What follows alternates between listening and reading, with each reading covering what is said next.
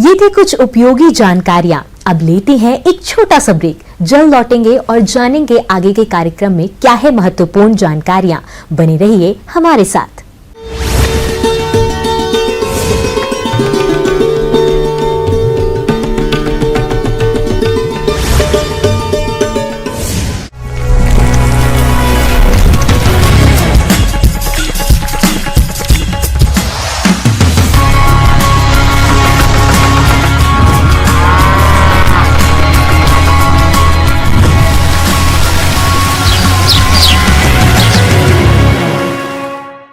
Break के बाद अब सभी दर्शकों का स्वागत है। चलिए अब रुख करते हैं अगली कड़ी की ओर।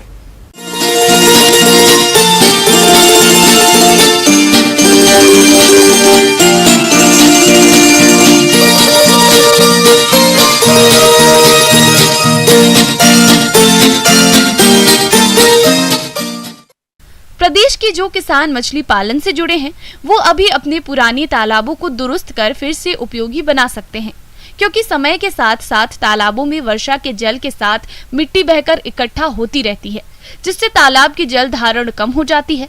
साथ ही मछलियों का आहार भी ठीक से नहीं बनता है। ऐसे में पुरानी तालाबों का जीर्णोद्धार कर तालाबों को फिर से उपयोगी बनाया जा सकता है।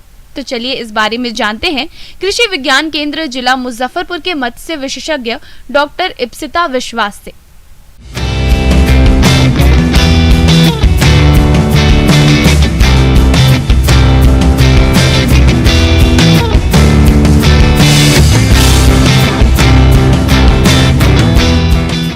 नमस्कार किसान भाइयों।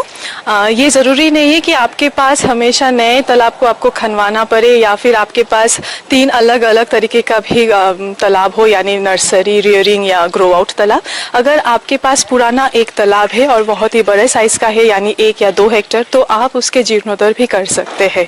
जीर्णोद्धार करने के लिए आपको पहले देखना है कि उस एरिया में जहाँ पर आपका तालाब है, वो एरिया में अगर पानी टिक रहा है कि नहीं, यानी वाटर सीपेज हो भी रहा है कि नहीं। अगर वाटर सीपेज नहीं हो रहा है, यानी 40% पानी हमेशा वहाँ पर टिकना चाहिए।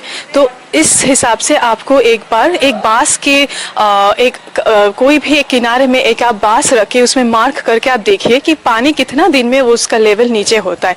स्पेशली वो देखिए इसी महीना में, जैसे कि अभी मार्च, अप्रैल, मई, ये महीना में देखिए। हमेशा ये ध्यान रखिए कि जब आप मछली पालन करते हैं तो मिनिमम आपके 1.5 मीटर पानी रहना ज़रूरी है। तो इस समय में ये देखना जरूरी है, क्योंकि अभी गर्मी भी बहुत है। तो इस समय में आपको देखना है कि आपके पानी, एक तो है एवापोरेशन होगा तो उसका कितना रेट है, और दूसरे है कि आपका जो सीपेज है, मतलब मिट्टी में एक जो नीचे तक निकासी हो जाता है, वो कितना प्रतिशत तक आपका वो निकासी होता है। तो इस हिसाब से आपको पता लग जाएगा कि वहाँ पर मछली पालन कर सकते हैं कि नहीं। यदि मछली तालाब सदाबहार है तो उनमें आमतौर पर जलीय खरपतवार अधिक उगते हैं। तालाब में खरपतवारों का अत्यधिक जमाव मत्स्य पालन के लिए काफी नुकसानदायक होता है, क्योंकि ये खरपतवार पोषक तत्वों का उपभोग करते हैं, जिससे तालाबों में मछली की बढ़वार कम होने लगती है। इसके अलावा ये खरपतवार जंगली मछलियों को आश्रय देते हैं।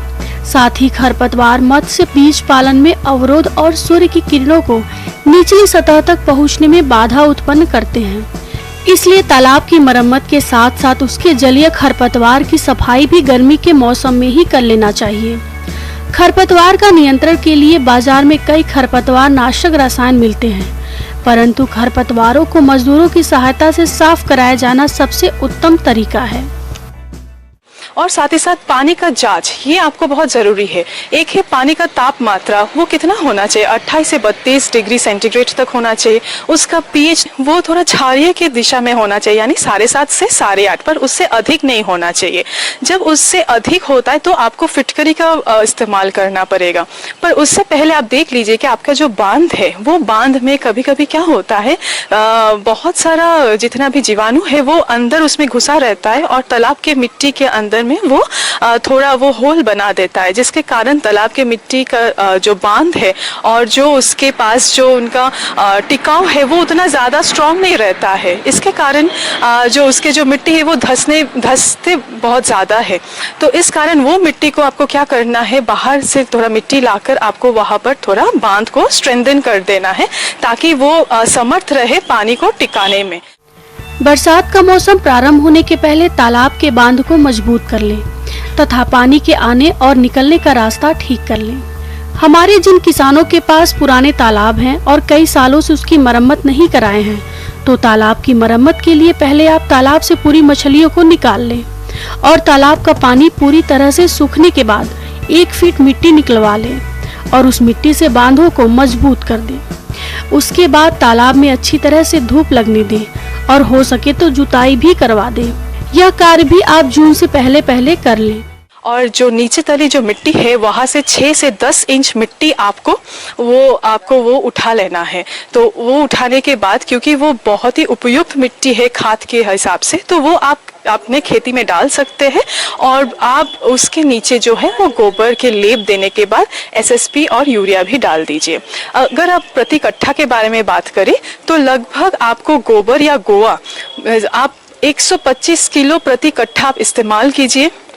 उसके साथ आप यूरिया का इस्तेमाल कीजिए 125 ग्राम प्रति कट्ठा, और आप इस्तेमाल कर सकते हैं सिंगल सुपर फॉस्फेट 190 ग्राम प्रति कट्ठा। ये तीनों जो रासायनिक उपकरण है वो तीनों को आप मिलाकर उसका 3 हिस्से में बांट दीजिए। पहला हिस्से जब आप मछली स्टॉक करेंगे, मतलब जब मछली इसको डालेंगे तालाब में, उससे आप 8-10 दिन पहले वो मिश्रण को आप दीजिए। देने के बाद 8-10 दिन के बाद अब मछली को स्टॉकिंग कीजिए। नया तालाब हो या पुराने तालाब, अब आपको तालाब में प्राकृतिक आहार तैयार करने के लिए खाद और चूने का प्रयोग करना है, जिसका सही समय जून का महीना होता है। 10 दिनों के बाद आप तालाब में पूरा पानी भर दीजिए, यानी 1.5 मीटर तक। इसके बाद आप मछली बीज तालाब में डालें। इस व्यवसाय से अधिक लाभ के लिए कार्प मछलियों की 3 या 6 प्रजातियों का पालन करें। स्टॉक करने के बाद आप देखिएगा कि 5 या 7 दिन का, क्योंकि आपका एक हिस्सा चला गया, 2 हिस्सा बच गया तो वो हर 7वां दिन में आपको एक बार डालना है। इस हिसाब से आप देखिएगा कि आपका जो प्लैंकटन ग्रोथ है वो बहुत ही अच्छा हो सकता है।